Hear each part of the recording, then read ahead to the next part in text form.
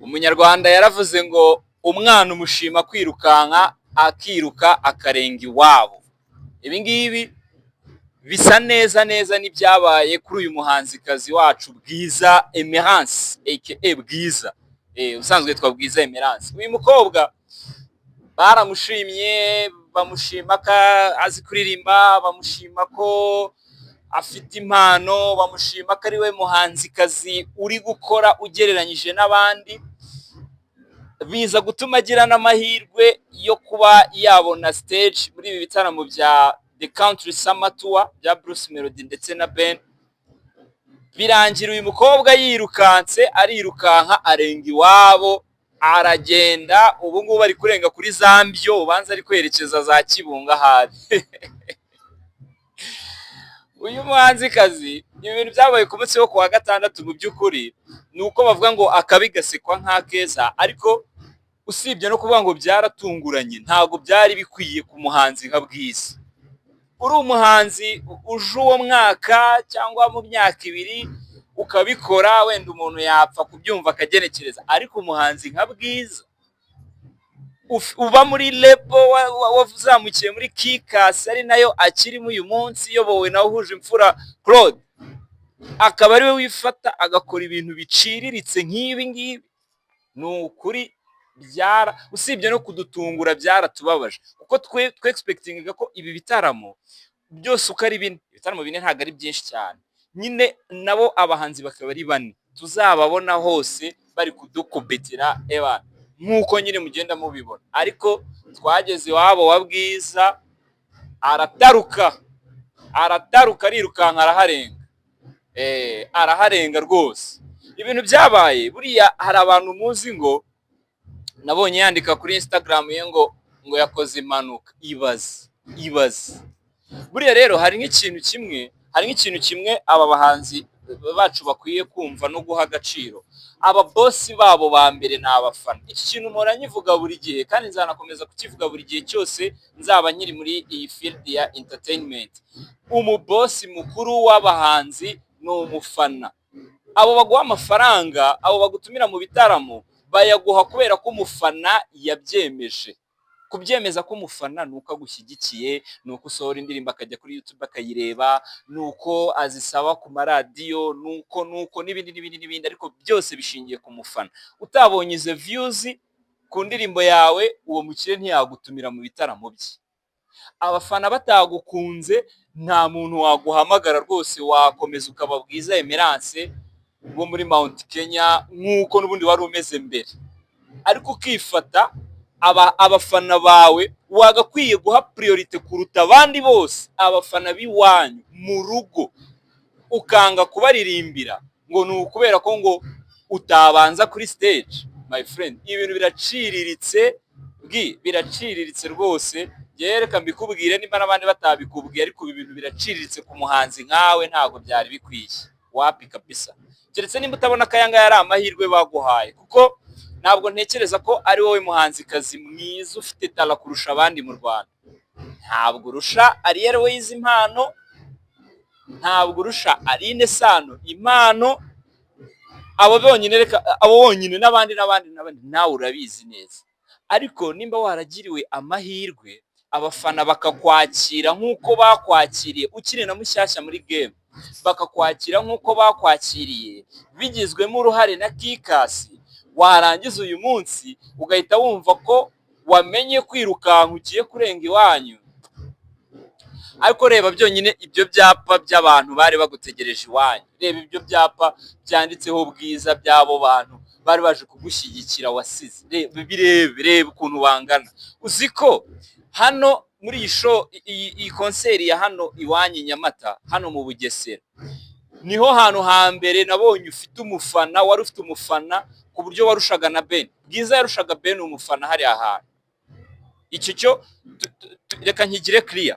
Urabona ibi bitambaro, ibi byapa muri kubibona kuri ayo mashusho, ibi byapa aba bantu bafite, konseri yagiye gutangira hari kugaragara ibyapa by'abantu babiri. Hari kugaragara ibyapa bya Melody 001, ayo mabendera muri kubona menshi yari aya Melody, hagakurikiraho ibyo byapa byanditseho Bwiza. The Ben ntabwo yari arimo, ahubwo ukuntu byagenze, konseri igiye gutangira, uhagarariye abafana ba Ben, sinzi nimba navuga ngo niwe uhagarariye abafana, ariko aba muri timu ya Ben witwa Joshua, bararebye nyine, twese twarinjiraga, muze kureba, twarebaga ukuntu hameze, tukareba amabendera ahari, tukabona nta bendera rya Ben ririmo, ndetse abanyamakuru benshi bahise batangira no gukomentinga, batangira gupostinga bati Melody yateguye Ben yamusoje, ati uyu munsi se Ben arakora iki none ko mbona bamusoje, kubera iki muri ayo mabendera nta bendera rya The Ben ryari ririmo, nta bendera rya The Ben ryari ririmo, rya The Ben hari arimo Bwiza na 001. Noneho bihita bituma uwo nguwo nari mbabwiye uba muri timu ya Ben ahita agenda akoresha amabendera, babikoze turi aho ngaho show igiye gutangira, Lucky uri kuri stage, nibwo bazanye amabendera nk'atanu ya The Ben, ariko nabwo urumva mu kuyazana kuko bayazanye batinze, ntabwo bipositioninze neza, ku buryo nunarebamo neza muri ayo mabendera uraza kubonamo n'amabendera nk'abiri gusa ya The Ben, aya niyo series 001 na Bwiza. Bivuze ikigo Bwiza hano hantu niho hantu warushimikiwe kuruta ahandi hantu hose ibi bitaramo bimaze kunyura, ariko urangije ubatera umugongo, ubereka ko nyine utakiri uwabo, utakiri kuri iyo level. Abantu rero bazi ko Bwiza yashatse kuririmba mbere ya Kitoko gusa, akaba ari cyo kintu cyatumye ataririmba. Ntabwo ari uko yashakaga kuririmba imbere ya Kitoko, ahubwo Bwiza yashakaga kuririmba hagati ya Bruce Melody na The Ben. Ntabwo yashakaga kuririmba ngo abanjirije Kitoko gusa, no, we yashakaga kuririmba hagati ya Bruce Melody na The Ben. Namwe munyumvire ahantu ibintu bigeze, ubaka kanya rwose umukobwa wacu ari kumva ko amaze kugera ku rwego rwa Melody, amaze kugera ku rwego rwa Ben, ntacyo waza umubwira. Ese mama, ahandi hose twagiye tunyura, kutaklemingaga ngo bakubanze, kutaklemingaga ngo bakubanzirize, ko wajyaga kuri stage ugakora ibyo wateguye neza, audience ikishima, ukigendera, abandi bahanzi bagakomeza, kuki wageze hano nta no byibuze kuvuga ngo reka mbikorera aba bafana baje kunshyigikira, reka mbikorera ibi byapa ndi kubona abana banditseho Bwiza baje kunshyigikira, reka mbikorera icyo habe iwanyu, ugahita wumva ko nyine kubera ko ugiye kubanziriza icyambere Kitoko akurusha ibigwi muri muzika, akurusha n'izina muri muzika. Melody akurusha ibigwi muri muzika, akurusha n'izina muri muzika. The Ben akurusha ibigwi muri muzika, akurusha n'izina muri muzika. Muri make muri ibi bitaramo umuhanzi mutoya urimo ni Bwiza. No bitunguranye bageze iwabo, Bwiza bari ushaka kuba mukuru kuruta bari abahungu bose, bari abasaza be bose, ashaka ko aba ari we mukuru nyine kubera ko ngo gusaba ari iwabo. Ese tujyanye Agatare ko Ben watavuze ngo kubera ko hano ari iwacu ntago ndi bubanzirize Melody kuri stage, ko Ben atabivuze, kuko icyo atabivuze ngo ndi iwacu, hano ni iwacu, mu icyubahiro iwacu, ntabwo ndi bubanzirize Melody kuri stage. Ibintu nyine ntabwo sinzi ukuntu nyine abantu baba bari kubyumva, ariko iyi ni skandale, ni isakirego, ni ibintu biba bidasanzwe. Ni nkuko wabona ikipe yikuye mu kibuga mu mupira, kuri ikipe ishobora kwikura mu kibuga, na Bwiza nibyo yakoze. Bwiza yikuye mu kibuga, amasaha ya match yageze, ba MC agahamagara, MC Lucky yahamagaye Bwiza, bande irazamuka, ababyinnyi bajya kuri zile escalier zizamuka kuri stage. Bivuze ngo niwe wari ugiye gukurikiraho, bivuze ngo nyine impinduka zabaye muri iyo minota ya nyuma nibwo Bwiza yahise avuga ati bana ntago ndi bubanze stage. Kubera iki? Ngo kubera ko ari iwabo, icyo cyonyine, iyo mpamvu yonyine, ngo kubera ko ari iwabo ntago agomba kubanza kuri stage. Ubwo nawe yabaye mukuru, yakuze, yamenye kwirukanka, iwabo araharenze, aragiye ari gukomeza ipfiyo ngiyo zambyo numba zanazagarukira. Bana ibi bintu nyine entertainment yacu yego biri kugenda neza, hari impinduka nyinshi ziri kugenda ziba, ariko mu by'ukuri n'abahanzi namwe nyine hari uruhare rwanyu rurakenewe cyane muri ibi bintu pe, rurakenewe kabisa. Kumva umuhanzi yanze kujya kuri stage ngo kubanza kuri mu bitaramo icyambere ntabwo hari kumanywa ngo uvuge ngo ni uruzuba, ubuse bari abandi bari muri bitaramo bindi ko bari kuririmba ku ruzuba ko bari cyangwa wowe ukibirimo ntiwaririmbaga no ku ruzuba. None nanswe hariya ntago hari ku ruzuba. Umuhanzi wa mbere byibuze aho twagiye tunyura, umuhanzi wa mbere aho yagiye kuri stage hafi yagiye kuri stage saa 8:30 i Musanze. Umuhanzi wa mbere yagiye kuri stage saa 8:30. Nyagatare wa mbere yagiye kuri stage hafi masaa 1:40 na 50. Hariyaho hani wanyu byari byanarenze saa 2. Byari saa 2 n'indi minota irengaho. Urumva bwari bwije. Ibaze bwi abantu abafana bawe, stade yafunguye saa 9 nibwo imiryango ya stade bifunguye muri ibi bitaramo. Ibaze umufana waje afite icyapa cya Bwiza, ntabwo bigeze babishyira hasi kuko warabibonaga no muri ayo mafoto muri kugenda mubibona muri ayo mashusho. Ibaze kuva saa 9 afashe icyo cyapa cyawe agutegereje, ukagenda ukagera saa 2 z'ijoro agutegereje, saa 3 zikagera, wowe aho kugira ngo uze kuri stage ugahita wabwira ntabwo uri buririmbe kubera ko uri iwanyu utabanza kuri stage. Ibyo bintu biraciriritse. Ahubwo wari ukwiye gukora statement ugasaba imbabazi. Ugasaba imbabazi abafana bawe. Tureka abantu bateguye ibitaramo, abafana bawe nibo bambere ugomba guheraho. Kuko hariya ndabizi neza hari abantu bahaje kubera ko Bwiza arimo. Hari abantu bahaje kubera ko baje gushyigikira umwana wabo. Twabonye ababyeyi bakenyeye bana. Ababyeyi bo n'abakuze bakenyeye baje kuri stade kukureba. Bana hageze kare bya hatari muze kureba Babu yarabaganirije. Ababyeyi bahageze izuba rikiri kuva. Abo n'abandi benshi bari bahari. Ariko ugahita uvuga ngo ku munota wa nyuma ntabwo ngiye stage kubera ko ari iwacu, ntabwo nabanza kuri stage. None se ubu ko hari abanze kuririmba, ubu banyiri ibitaramo bagukuyemo ni Rubavu, baba bagize nabi cyangwa baba barengereye brand zabo nabo agaciro k'ibintu barimo? Ubu i Rubavu bagukuyemo baba bakoze amakosa kuba batengushye. Byibuze ntimwana bivuganyeho mbere ngo uvuge ngo ni discussion zabaye mbere zirananiranwa. Ni ibintu byabereye hariya kuri tele kuri field neza, kuko byafashe hafi iminota 30 kugira ngo Kitoko yemere kujya kuri stage. Naho Kitoko nawe kugira ngo ajye kuri stage nuko byasabye ko bamwongera ku mafaranga, bamukandiye akanyenyeri. Urumva kuko programme yose yari isanzwe izwi nyine tubizwe ari Bwiza uri bubanza stage, agakurikiraho Kitoko, agakurikiraho Beni Melody akaba ari usoza nka nyiri bitaramo.